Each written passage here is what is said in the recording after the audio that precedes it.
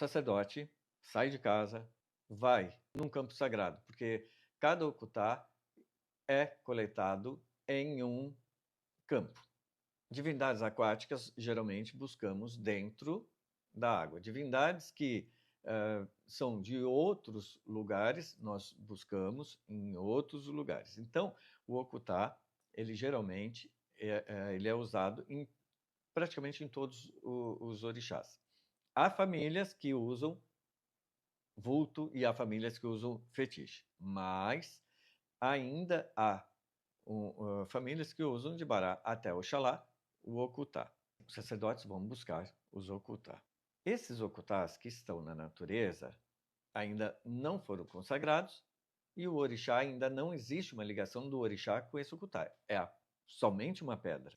Aí o sacerdote leva para casa. Ele vai jogar para ver se qual daqueles okutás que ele pegou vai jogar para ver qual daqueles o orixá aceita. Ainda não existe ligação do orixá com aquele otá.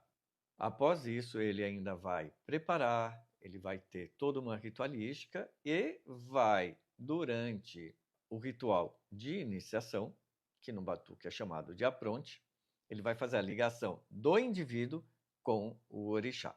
Então, ele faz a sacralização, participa todo, vão folhas, vão comidas ali, vão todo um preparado que vai individualizar, personificar ali aquele okutá. A partir desse momento, quando bate o axorô naquele okutá, ele faz a ligação. Aí vamos usar uma expressão, tá, idiomática, uma expressão que é dar vida àquele okutá. A partir daquele momento, o orixá vai responder naquele okutá. Ele fica preso ali? Não, ele não fica, porque se ele ficar preso ali, ele não sai para ajudar ninguém. Por isso que os antigos, por isso que nós ainda preservamos o que eles faziam quando vamos bater cabeça, quando vamos oferecer algo para algum orixá, nós tocamos a campainha. Para quê? Para despertar, para chamar, para fazer com que ele venha ali receber o que nós estamos oferecendo para aquele orixá, que está ali sento, porque ele passou pelos rituais e foi sento ali, ok? Então, esse ritual, essa consagração é para dar vida àquele okutá. Essa passagem, esta consagração, ela vai ligar o indivíduo, porque vão partilhar do mesmo egé, o indivíduo e o okutá. É importantíssimo isso. O okutá e o egé, ele vai estar ligando o indivíduo àquele okutá. Então, veja, a gente entende, tá, que o que foi ensinado na época, aquele indivíduo, ele tem as folhas daquele orixá que são sagradas, ou vão durante o assentamento, ou vão em forma de banho, ou elas vão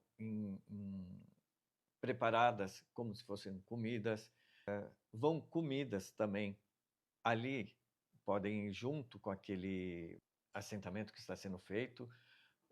O okutá, ele não vai ficar ali pelado numa bacia sem uma comida, sem folha, sem nenhum material. Então, há famílias que colocam os elementos daquele orixá, que pertence àquele orixá, para que fortaleça e para que dê a identidade daquele orixá durante a iniciação. Fora isso, ainda tem temperos, tem outros elementos que fazem parte ali da sacralização e do ritual. Por isso que cada orixá tem, por exemplo, um lodê, ele tem um cabrito na cor dele, que representa a forma dele, que representa o axé dele, que representa a força. Um bará gelu tem a cor do cabrito dele, tem os elementos dele, tem a identidade dele. Então, o mesmo ocorre com Os bichos, por exemplo, um lodê ele vai receber um galo com esporas, mas cor até um pouco mais acentuada. O bará, a gelu, ele vai receber um frango mais novo, com não tão escuro. Então, vai variando os bichos conforme a necessidade e conforme aquele orixá.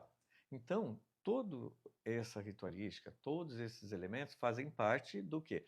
Da iniciação e da sacralização. Então, é importantíssimo a gente considerar, a gente observar o que cada orixá possui para a sua iniciação e para a sua identidade, para a sua personificação. Não é a gente pegar qualquer quatro pés, chegar ali, corta e está feito. Por que não é assim? Porque cada orixá ele possui o seu segredo. Há outros segmentos afro-brasileiros, não estou citando o afro-gaúcho, tá? Mas outros segmentos afro-brasileiros que usam somente frangos brancos. Para eles não importa essa diferença, mas o batuque ele precisa e ele tem essas características. As penas, a cor dos pelos, é muito importante para o batuque esses detalhes. E isso é levado em conta na hora de uma iniciação. Não sei se hoje todas as famílias preservam isso, mas isso era ensinado nos anos 80. A gente tinha que escolher os bichos, procurar o detalhe de cada animal que vai ser sacralizado. Uma outra coisa também que é importante, a gente tinha costume de jogar, por exemplo, o baralho, ele vai ser cento, ele quer o quê? Um cabrito para ele, mais 2 frangos, mais 4 frangos, mais 3 frangos. Não é aquela coisa, eu vou sentar, vai 3, 4 e etc. Não. Joga-se para saber quantos bichos ele quer. Joga-se para saber quantos pombos ele vai querer. Os pombos é a mesma coisa, tem cor. Olha, vai para o lodê, tal cor. Vai para o agelu, tal cor. Vai para o lanã, tal cor. Então, cada um tem a sua cor. Cada um tem a sua característica. E isso é levado em consideração.